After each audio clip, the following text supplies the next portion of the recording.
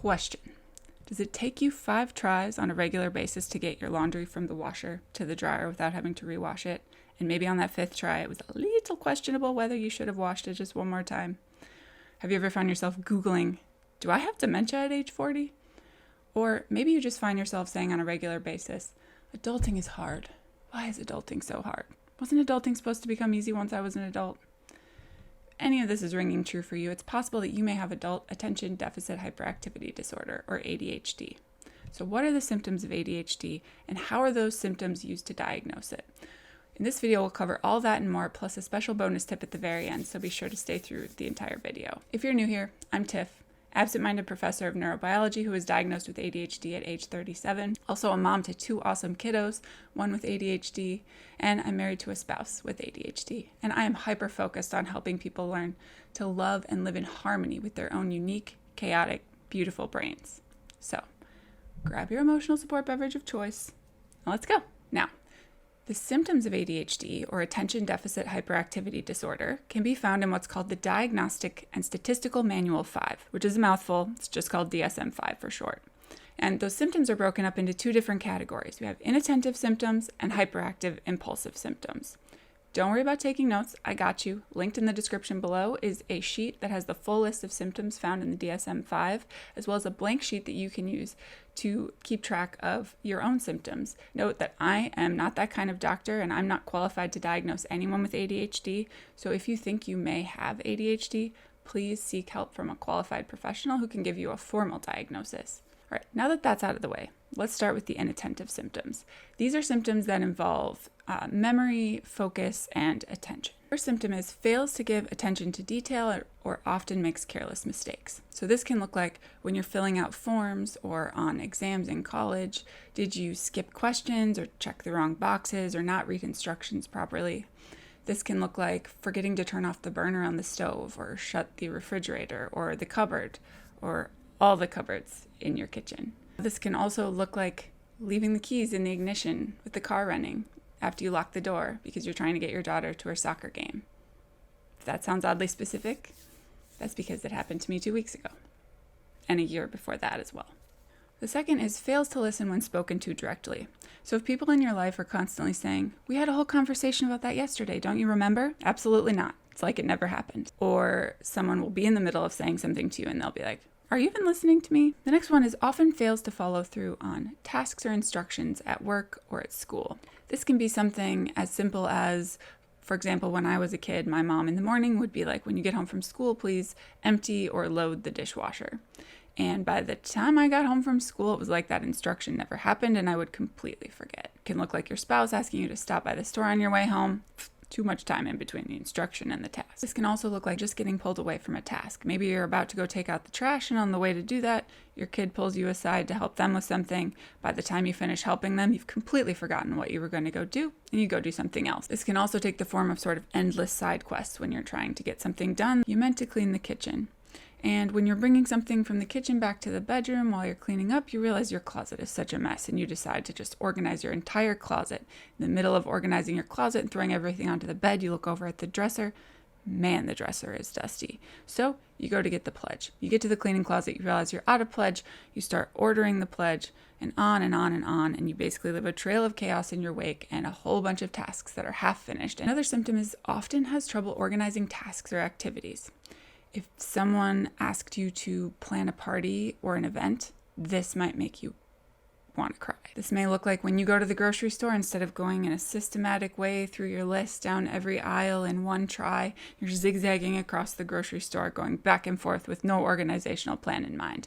This is me. Even leaving the house with everything you need can be a struggle. I'm legendary in my family for going back into the house like 5 times when we need to leave for a trip. I consider it a victory if I only have to go back in once. And that's just because it's hard for those of us with ADHD to organize in our minds all the things that we're going to need for a future task. And so we kind of realize it one by one. It just makes us really inefficient at doing things in any kind of linear way. Another symptom is often avoids, dislikes, or is reluctant to do tasks that require sustained mental effort. What's that mean? So things like homework, writing a paper or a report. For me, this looks like administrative tasks that I find almost physically painful to start doing. Once I do them, they're not so bad, but like the idea of doing them is just like so draining. So you end up avoiding it and putting it off. This can get people in a lot of trouble. Paying bills is another one. Another really common symptom is often loses things necessary for tasks or activities like paperwork, keys, wallet, phone, etc. Essentially, you can think of it this way. If I can't see it, it doesn't exist. So if you put something somewhere that it doesn't actually belong, you will have no idea where it is. For me, the price of my Apple Watch alone turned out to unexpectedly be worth it. Being able to ding my phone has saved me hours. So another symptom is often easily distracted. I have a clip on my phone of me practicing this script where I was in a hotel room and I realized that the smoke detector was missing off of the ceiling. Divergent. Classic squirrel moments, or it can be really hard to follow a conversation when you're in a room or an environment where something else is happening. Maybe you found taking tests in college or in high school really difficult if there were any kind of noisy distractions. It's just really easy to disengage you from whatever you're doing and take you on one of those side quests. And the last inattentive symptom is that you're often forgetful in daily activities. By the time I was actually diagnosed, I honestly thought there was something wrong with my brain. I could not remember conversations I had had, things I had promised to do. I cannot count the number of times I've been like, I'll do that right after I leave this meeting or right when I get home. And like, it's like it never happened. And so people with ADHD can have really poor working memory. And so things that just happened can kind of cease to exist the minute that whatever event is over. My kids call me a forgetter monster, even though in this house we're pretty much all forgetful. Okay, so the second category of symptoms are symptoms that people are often more familiar with when they think of ADHD. And these are the hyperactive impulsive symptoms. So these are kind of that stereotypical kid bouncing around the classroom, more movement-based, frenetic energy, and impulsive action. First symptom in this category is often fidgets with or taps hands or feet. So I was legendary in elementary school for shaking my leg so often that the entire cafeteria table would vibrate. It can be drumming your fingers on the table or playing with your hair or just shifting around a lot in your seat. You notice that you really can't ever sit still even when you're sitting still. That's often a sign of ADHD. So the next two symptoms, because this list is used for adults and kids, they look a lot different in adults. One is having trouble remaining seated when you're expected to remain seated, and the other one is often climbs and runs about when it's inappropriate. That's hopefully not you if you're an adult, but what it can look like is a really intense internal restlessness when you are sitting somewhere where you're expected to remain still and calm and in your seat. So a very long meeting or presentation or conversation that you're finding pretty boring. Those are the moments where on the inside, you are probably pretty active and pretty unhappy, but on the outside, maybe you're still able to remain still. Along with this is a symptom called a person being often on the go as if driven by a motor. If you're a person that is constantly up and out of their seat, needing to be active, needing to be doing something, it can also look like if you're sitting down for a board game or a movie, you're constantly getting up and down out of your seat because you just can't sit still. You're always on the go.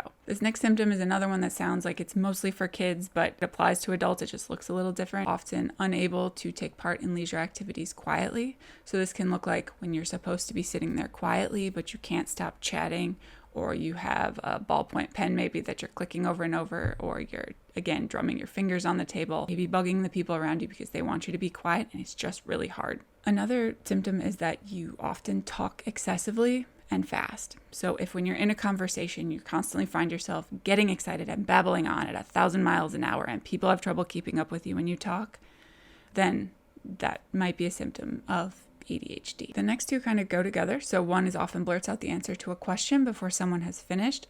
And the second is that you often barge in or interrupt during conversations. So if you find yourself having a hard time waiting until someone is finished to add whatever it is you're going to add to the conversation, you keep interrupting and then talking excessively and fast, that can be a sign of ADHD. It can be very hard to wait your turn to speak, either because you're afraid of forgetting what you have to say or because you're just really excited to share whatever it is that you have to say, or both. And finally, often has trouble waiting their turn. And this goes along a bit with the idea of interrupting, but also just applies to life. So if you find a long line at Starbucks or traffic jams or people walking slowly, sort of internally rage-inducing, this can be a sign that you have trouble waiting your turn. Hopefully as an adult, you're not budging in line anymore. However, finding it super difficult or annoying to have to wait, can also be a sign of ADHD in adults. If you are over 17, you need at least 5 of these symptoms to be diagnosed with ADHD. And people are diagnosed with one of 3 different presentations. Those that have primarily the inattentive symptoms are diagnosed with ADHD inattentive presentation. Those that have primarily the hyperactive impulsive symptoms of ADHD are diagnosed as ADHD hyperactive impulsive presentation. And those that have symptoms that fall into both categories, which includes me, are diagnosed with ADHD combined presentation. So in our house, we've got a Yahtzee because I have the combined type. My husband has the inattentive type, and our son the hyperactive presentation. Note that if you've ever heard the term ADD, that's actually an outdated term for what's now called the inattentive presentation of ADHD. So they put everything under one ADHD umbrella, even though people with the inattentive presentation really don't have too many of those hyperactive symptoms. Now, humanity has some of these symptoms some of the time, okay? But people with ADHD have their symptoms all of the time. And these symptoms cause a lot of trouble in their daily lives. And in fact, that's actually a criteria for diagnosis, that these symptoms are causing you significant difficulties in 2 different environments. So work, school, social life, family life, etc. And so they must clearly interfere with your ability to function in those environments, and they need to not be explained. So these symptoms need to not be explained by another diagnosis, such as anxiety or depression. And this is why it's so important to be evaluated by a qualified professional so that you get the proper diagnosis and treatment. Now, because ADHD is considered a neurodevelopmental disorder, which means it's been present throughout development, you need to also have exhibited symptoms before age 12. Now, these might be different symptoms than you have now as an adult. In my case, even though I was a high achiever as a kid, this looked like being incredibly disorganized, messy, forgetful, procrastinating until 2 a.m. to start an assignment. My procrastination did get better as I started to advance in my career and do tasks that I actually enjoyed. So I don't actually have a problem with procrastination for things that my brain likes doing. All the other things, though, procrastination is a problem. Now listen, I know that these symptoms can cause a lot of struggles for people with ADHD. It can feel like your brain is actively trying to sabotage whatever it is you're trying to accomplish in a day. And if you've been going down the ADHD rabbit hole for even a small amount of time, you have probably come out with a laundry list of things that are wrong with your brain. And I'm not here to tell you that it's not hard. Believe me, I know. Your brain sucks at some stuff. My brain sucks at some stuff, like real talk. Our brains may always suck at those things despite how badly we want them to not suck. However, the sooner we stop attaching our self-worth to the things that our brain innately sucks at, the sooner we can take all that energy that we're using on shame, on self-criticism, or self-hatred even, and put it toward moving ourselves forward toward whatever it is that we want to achieve in this one amazing, beautiful life that we get to live.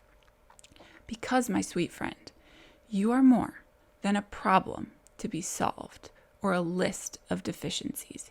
You are a whole, amazing, creative, beautiful human, and the world needs what you have to offer. And I know that you can achieve anything you want to, because despite all the things your brain might suck at, it's also amazing in a lot of ways. And it's important to recognize the things that are hard, but also the things that are great. So here's what I want you to do this week. I want you to write this on a Post-it, and I want you to put it somewhere where you can see it every single day. Let me know if you do. Let me know if it works. And on that Post-it, I want you to write, I can accept the things that I am not good at, but I will not let those things stop me from achieving my dreams. All right, if you want to hear more random thoughts from me on a weekly basis about all things ADHD, there's a link in the description below where you can sign up for my email list. And that's it for today. I'll see you soon.